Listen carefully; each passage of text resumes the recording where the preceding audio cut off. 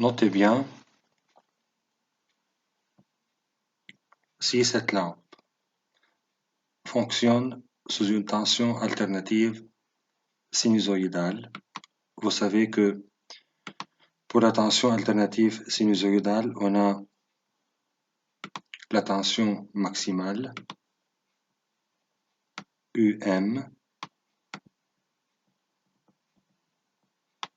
et on a la tension efficace, UE.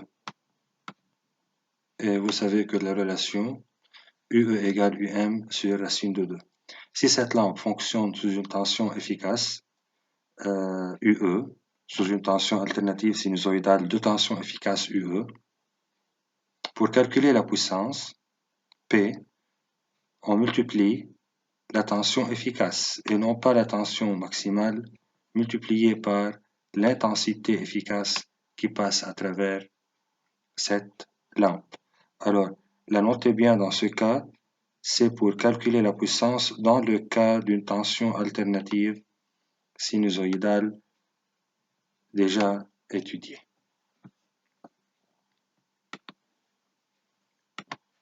La suite. Puissance et énergie aux bornes d'un conducteur ohmique. C'est un cas particulier. En se basant sur la loi d'Ohm, U égale R fois I, ou bien I égale U sur R. Je dois tout simplement remplacer U égale R fois I dans la formule de la puissance du cas général P égale U fois I. À la place de U, on met R fois I. On obtient alors P égale à R fois I2.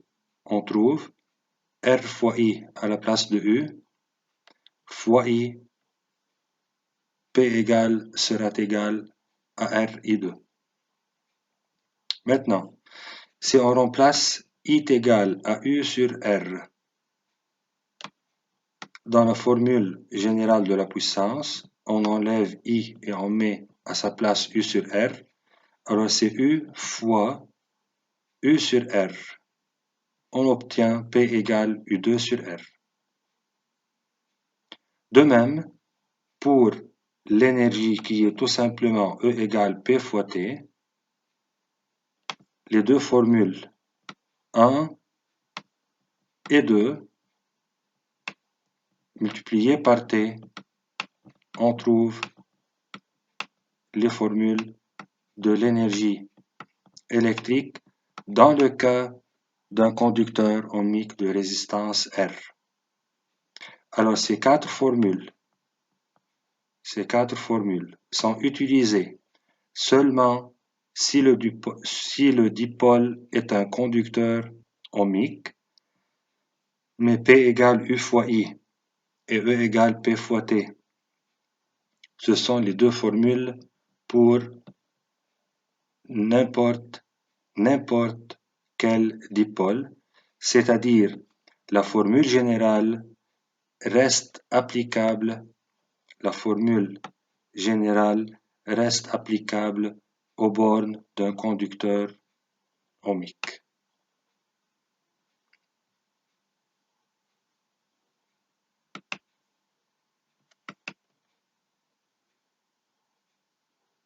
Et enfin, compteur et facture électrique.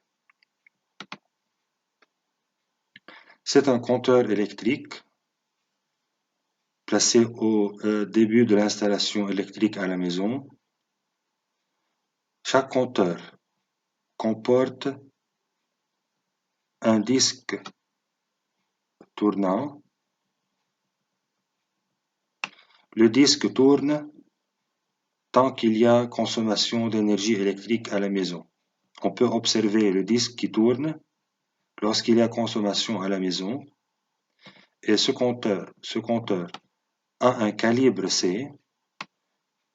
Le calibre du compteur est en joules par tour ou bien en watts-heure par tour et souvent en watts par heure. C égale 2,5 Wh par tour, c'est-à-dire lorsque le disque effectue un tour, la consommation est de 2,5 Wh.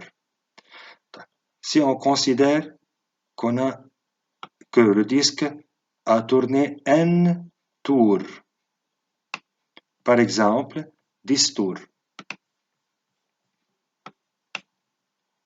10 tours. Pour chaque tour, la consommation est de 2,5. Alors tout simplement, l'énergie consommée serait égale à 10 fois 2,5. On obtient 25 watts heure. Alors pour déterminer l'énergie consommée, on fait le produit de C qui est le calibre, qui est la quantité d'énergie consommée pour chaque tour, multiplié par le nombre de tours. Et ici, on a l'indication du compteur en kWh. Pour cela, on a dit, dans le cas de la conversion, c'est très utile de savoir cette unité d'énergie, cette unité usuelle qui est le kWh. Maintenant, comment faire pour payer le coût d'une facture? Tout simplement, E avant et E après, la différence en valeur absolue, la différence entre ces deux énergies, égale à la consommation pendant une certaine période. Pendant une certaine période. Par exemple, entre le mois de mai et juin, on calcule l'énergie consommée entre ces 2 mois, pendant cette période. On fait la différence de la consommation et on obtient l'énergie consommée pendant cette période. Comment faire EDL? Comment EDL édite ou bien pose la facture? Tout simplement, le coût qui est C, qu'on doit payer, égale à la consommation de l'énergie, qui est la différence des énergies consommées pendant une période entre 2 mois, multiplié par le prix d'un kilowatt fixé par EDL. Application.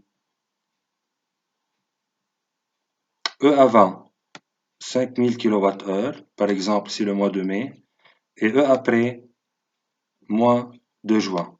C'est la consommation, c'est l'indication du compteur. C'est l'indication du compteur. Au mois de juin, et c'est l'indication du compteur au mois de mai.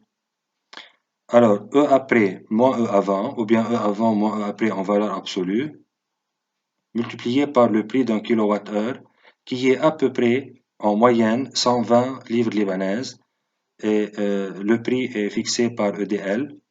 Alors, on fait 6500 moins 5000, qui est l'énergie consommée pendant cette période, multiplié par le prix d'un kilowattheure. Alors, le coût à payer, la facture, est de 180 000 livres libanaises. Merci.